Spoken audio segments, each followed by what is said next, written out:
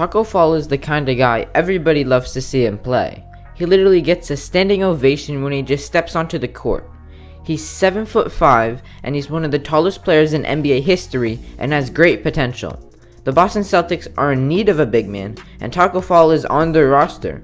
He hardly gets any playing time and he needs more minutes on the court to expand his game.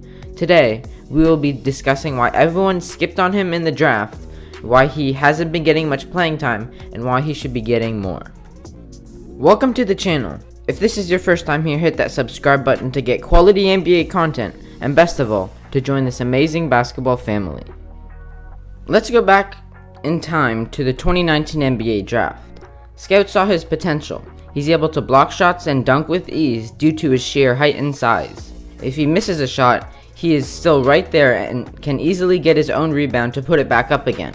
Players can throw the ball up in the air to Tacko, and he'd be able to just catch it above his defenders' heads thanks to his 10 feet, 2.5 inch standing reach. He can literally grab the rim without leaving the ground. That's how tall he is. So if he can do this, then why did no one draft him? NBA teams were really worried about his play outside of the paint and on the defensive end. Tacko would average 56% from the free throw line in his rookie season at UCF, but that would decline to 36% in his final year. That's literally 6% worse than the lowest NBA record set by Wayne Wallace, shooting the ball at 42% from the charity stripe. Throughout college, he didn't take a single three-pointer, and the defense was able to slack off of him. He would simply get the ball near the basket and finish at the rim. He was always very hard to guard because of his size, but teams wanted a diverse game, and he didn't have that. Other big men in the league have succeeded without much of a three-point shot, but times are changing. All the top big men in the league have a good three-point shot, and if they don't, that's what's holding them back. Anthony Davis has a respectful three-point shot, Nikola Jokic as well. Joel Embiid isn't really amazing, but you can't leave him completely wide open. Defenders bite for his lethal pump fake from three-point range too. And Karl Anthony Towns is arguably the best shooting big man in history. Kristaps Porzingis is great too, but you might say, hey Preston, what about Giannis? Well, that's what's holding him back in this modern era of basketball. You can't leave him totally wide open, like Ben Simmons or something, but teams are still able to build a wall and stop him. They are also able to slack off of him a bit, which helps the other team defensively. Rudy Gobert is a top 5 center in the league, and his jump shot is what's holding him back too. Defenses just don't slack off of him, they just leave him totally wide open. He doesn't even contemplate taking a three-pointer when he's out there. He just pretends he doesn't even see the rim when he's outside of the paint. This is by far the biggest flaw in Gobert's game, and that's why he isn't successful on the offensive end.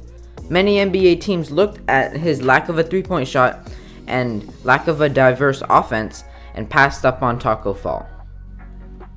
He would no doubt be one of the best shot blockers in the league, but due to his height, he would be very slow. The league is changing and big centers aren't really as important as they once were. One of the most successful small ball lineups is the Warriors with Steph Curry, Klay Thompson, Kevin Durant, Draymond Green, and Andre Iguodala. This team has great defensive versatility and stretches the floor way past the three-point line. Teams struggle to defend a lineup like this, especially if you have a huge and slow center. Since then, more and more teams have been having their own small ball lineups.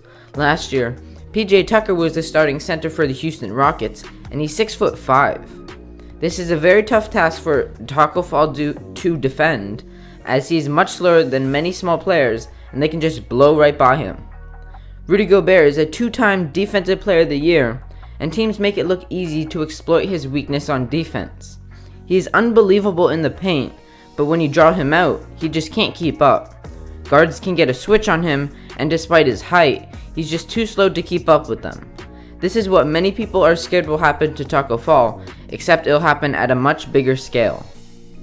Tacko Fall hasn't been getting any quality playing time at all. He's only been playing at the end of games when the Celtics are like up 20 points with like 4 minutes left and the game's pretty much over already. Of the 19 games that the Celtics played, Tacko Fall's only played in 4 of these games, and these were just blowouts. Take a look at the final scores. His game just isn't modernized to the expectations of the current NBA. This is why everyone passed on him in the draft, and why he hasn't gotten any quality playing time. I think just because you don't play like other big men in the NBA doesn't mean you can't succeed. Like, I see what many people are saying, and there's no way around the defensive exploitations, but there are ways to mitigate it. There are things he can't control, but there are also things he can control. Like, he can't control how tall he is, and problems arise with that. What he can control is his lateral quickness and his stamina to mitigate the issue. Somehow, this doesn't happen to Kristaps Porzingis, and Tacko Fall can take the measures needed for the problem to be as small as possible. Tacko is only 3 inches taller than Kristaps, which is crazy to say, but it does mean that this doesn't have to be a huge problem. There will always be players that will get by him, but he can lower the amount of people. The De'Aaron Foxes, Russell Westbrooks, John Walls, and John Morants will always get by him, as they do with many other defenders, but Fall can eliminate the above average guards from blowing by him. When it comes to his shooting, I don't think that will be too much of an issue. Like, it's still going to be a problem, and it's going to limit how much he can do, but I don't think it's as bad as many people make it out to be. Of course, it will limit how much he can do on offense, but he would just simply be unstoppable. As long as you don't have a star player that can't shoot either, like Ben Simmons or Rudy Gobert, I think it could work out pretty well. His standing reach would be above the rim, which means he can just catch lobs and passes with ease and finish near the rim. And if he doesn't make the shot, well, he can just simply get his own rebound due to his size. When time is running out on the clock, teams can just pass it up to Tacko and let him put it up. The amazing thing about being so tall is not only the fact that he can shoot over anyone, but when he is close to the basket, the rim is so much closer to him and his release point. This is part of the reason why he had the highest effective field goal percentage in college basketball history. A lot of players that are above 7'1" are really skinny, so skinny to the point where some small power forwards can back them down. Manute Bol was 7'7" and weighed 192 pounds.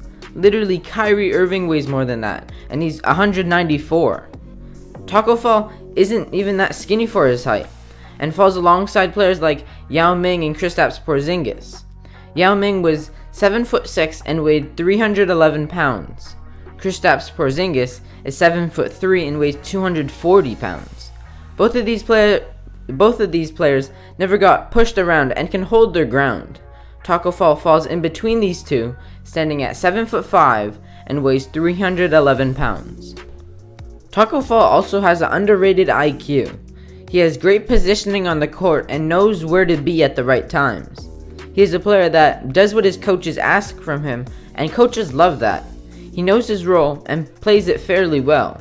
And he's also a nice person. He's barely played any games in the league, and he's already a fan favorite. In his rookie season, when he only played 7 games, he was literally ranked 6th in All-Star voting among the East backcourt players, with almost 1 million total fan votes. The fans love him, his coaches love him, and his teammates love him. Just listen to what his teammate Jaylen Brown has to say about him.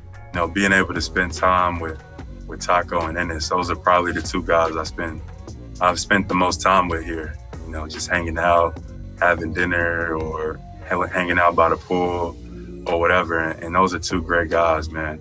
I think Tacko has an enormous amount of potential, and that he's just gotten better since he's been a part of the Celtic organization. Tacko Fall has a lot of potential, as he is a project. He entered the league a lot later than many other people, as he is in his 2nd season and is already 25 years old. He still has potential to be an important piece coming off the bench for the Celtics. In order to do this, I think Boston should be giving him more playing time for him to develop his game. There's no better way for a player to get better besides putting him on the court and for him to gain experience. And he hasn't really been getting much of an opportunity. And when he does, he feels the need to prove himself to get more minutes because he plays so little. He fits relatively well with the Celtics timeline, being only a couple years older than the core of Jason Tatum and Jaylen Brown. I think he should be playing around 15 minutes a game to give him experience, but not taking too much minutes away from other players. I don't think he'll ever be a starter on the Celtics, but I do think he could become a great center coming off the bench, and that is an expectation he can definitely live up to. As I stated earlier, big men aren't as important to teams as they once were, but change always happens in the NBA. Before, people didn't think guards, especially point guards, could lead your team to a championship. Now guards are arguably the most important piece to the championship roster. Before, the three-point shot was barely used, and the three-point shot slowly became more popular, but Stephen Curry revolutionized that. He literally changed how the game was played. Now you have players shooting from the logo. Players like Steph, Dame, Trey are all doing this on a night-to-night basis. And LeBron has never been labeled as a shooter, and even he's doing this. Just 10 to 15 years ago, this would be considered a terrible shot, and coaches would get mad at you. Now players are working to get up there. Change can always be made to the game of basketball, and that's what makes it so amazing. We haven't really gotten a super dominant big man since Dwight Howard in Orlando, but what if there's a resurgence of the big man? I'm not sure how likely that is, but the way Joel Embiid and Nikola Jokic are playing this season, there could be a change. A freakish athlete like Tacko Fall could maybe change a few things about the league. I don't know, but if it does happen, that would be amazing. Tacko Fall has the physical attributes that no one else has in the NBA. The fans, his coaches, his teammates, and the media all love Tacko Fall. He's one of the nicest players in the league, and his teammates love being around him. He does need to improve his stamina and lateral quickness, so there is room for improvement. His freakish height and wingspan are tools that can make him unstoppable down low and on the glass. Right now, he hasn't been getting much of an opportunity to put his skills on display and develop his game. He hasn't really found a spot on the Celtics roster, even though they are in need of a big man. If he continues to develop his game, I can see him gaining a quality spot on the roster, even if it's on the bench, and being a force down low for the Boston Celtics. I hope you enjoyed today's video. Let me know what you think in the comments down below. Subscribe for future basketball content, and thank you for watching.